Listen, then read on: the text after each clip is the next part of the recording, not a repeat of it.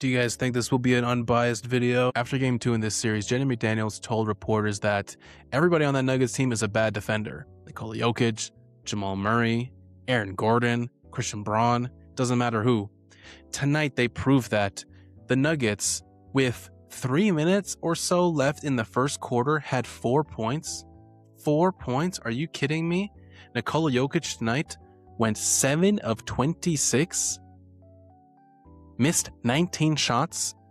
You know, the most shots he's ever missed in a playoff game was against the Timberwolves in 2023 when he missed 21 shots. The second most was tonight when he missed 19. And then 2 more of his top 10 most missed shots in a playoff game come against these Timberwolves. I got to give my hats off to not only Jaden McDaniels, who was incredible tonight defensively, Jamal Murray as well had a terrible game, 5 of 17, but to Rudy Gobert. This is some of the best PR Rudy has ever gotten in his career. Even when he won Defensive Player of the Year, a lot of people were hating on Rudy because he does have moments on the perimeter, especially where he can get crossed over because of how big he is. You know, if his hips move in a certain way, you can cross back the other way and make him look silly.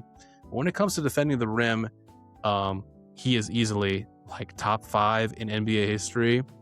And he's holding Jokic to only 40% in this series. This game was over after the first quarter. I understand there was a lot of basketball left to play. But to me, it felt that the Nuggets had already lost after the first quarter because of how dominant this Timberwolves defense is.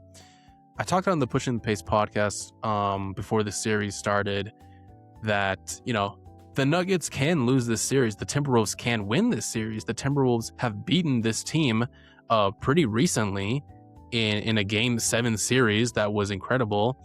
These two teams have played 30 games against each other in the last 4 years. And before tonight, they were tied at 15 apiece. But yeah, on the podcast, basically what I said is that the Nuggets can lose this series. The Timberwolves can win this series.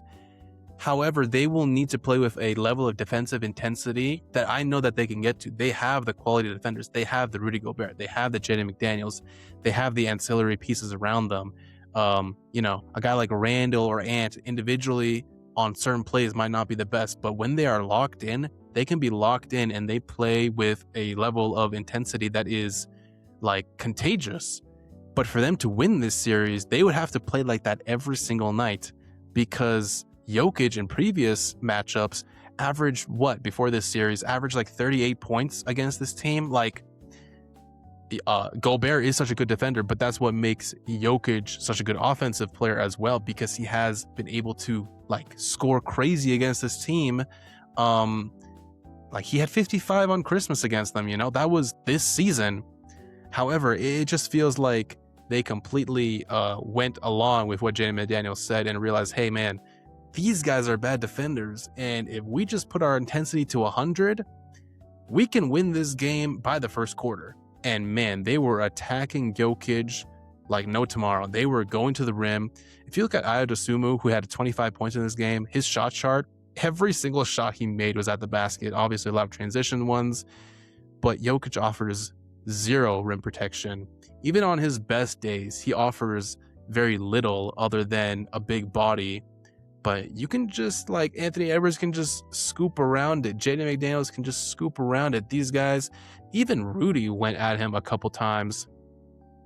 A dominant game, 113-96. Now the series has completely shifted. Obviously, Aaron Gordon wasn't playing in this game. The series has shifted. This is the Timberwolves series. I mean, obviously, it's 2-1. They're at home. Jokic having one of his worst games in his playoff career. You know, he has some stinkers.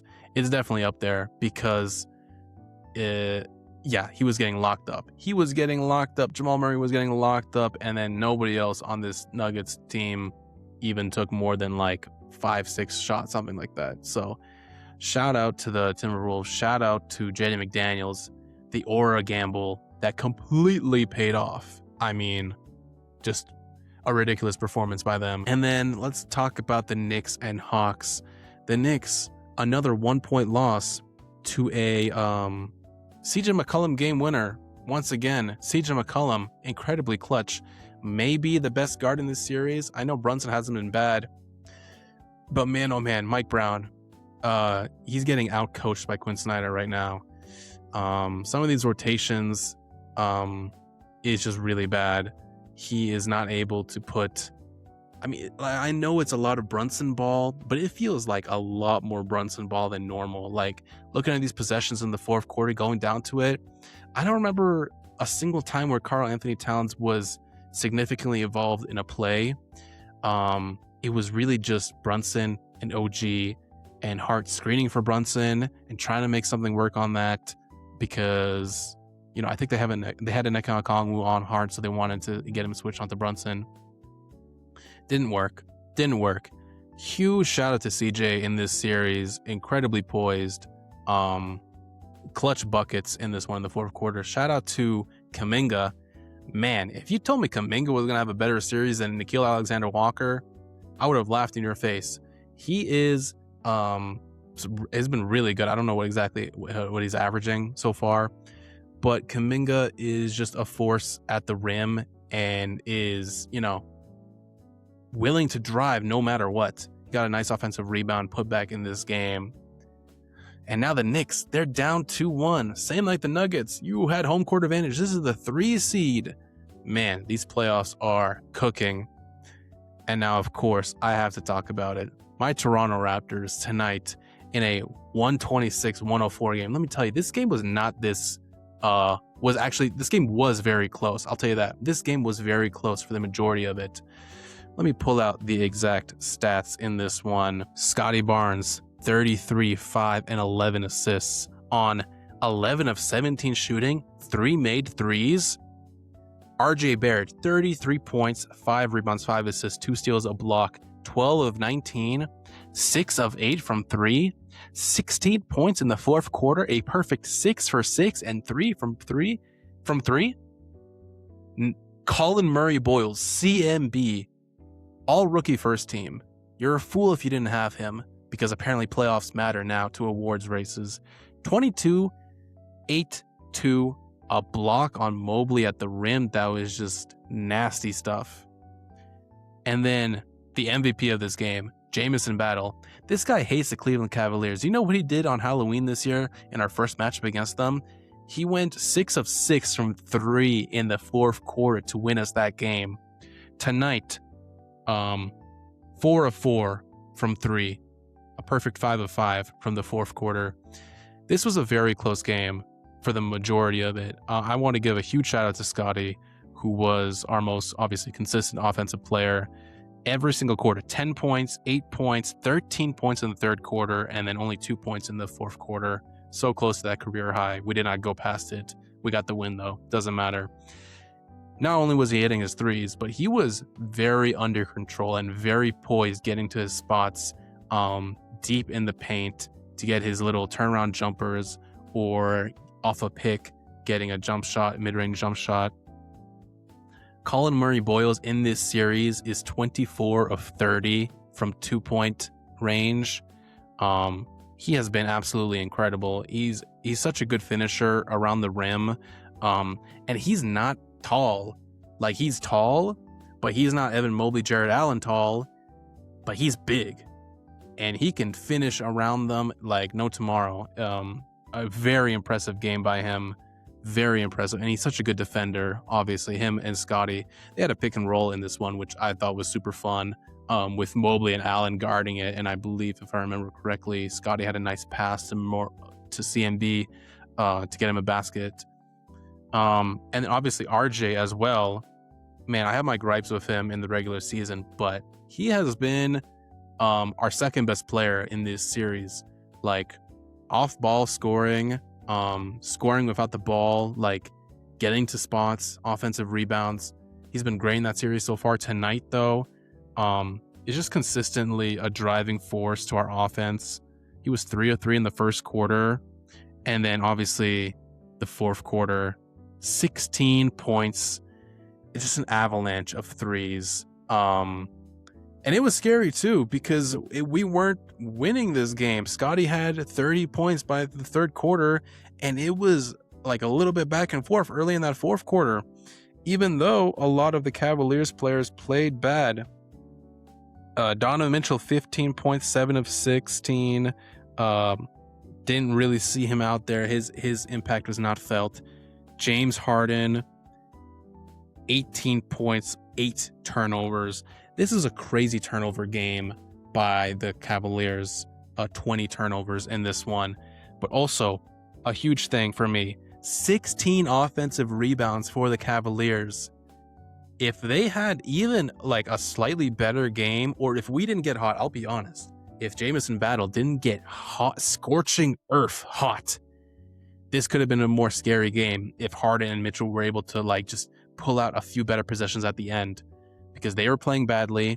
They were turning the ball over, but they were offensive rebounding like crazy, and they were getting a lot of second chance points off of that. How many second chance points exactly? Only 16. We actually had more on that front. We had 23 points off of their turnovers. Huge. But yeah, man, we also missed. We were 12 of 21 from the line. That's just unacceptable that we keep missing. We just have bad free throw shooting. It's just unacceptable. Jakob Poeltl, I thought in this game was better. He actually was able to play. He played 18 minutes, 8, 6, and 2, 4 of 6. You know, a block on the 3-point line by Jakob. Just crazy. I thought he played better, was more impactful in his minutes. Brandon Ingram, 12 points.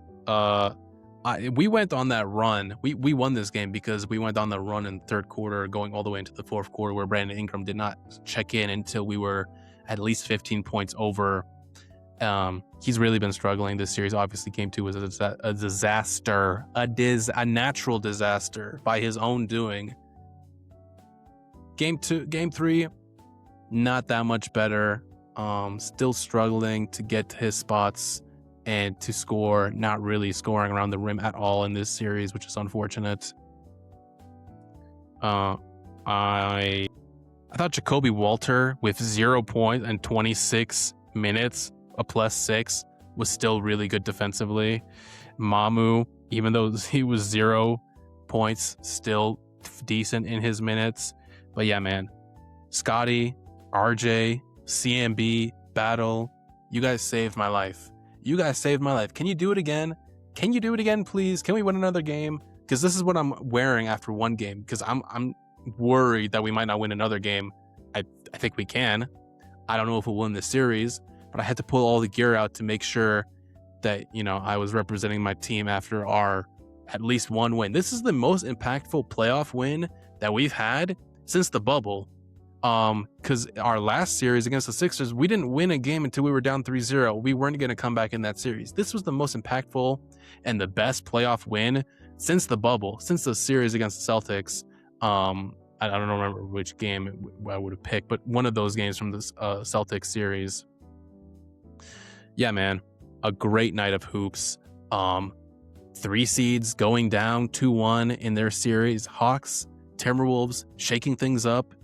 Rudy, defensive player of the century. Jokic, fraud alert. Knicks, going home to the Hawks again. The NBA is just, the playoffs are just the gift that keeps on giving.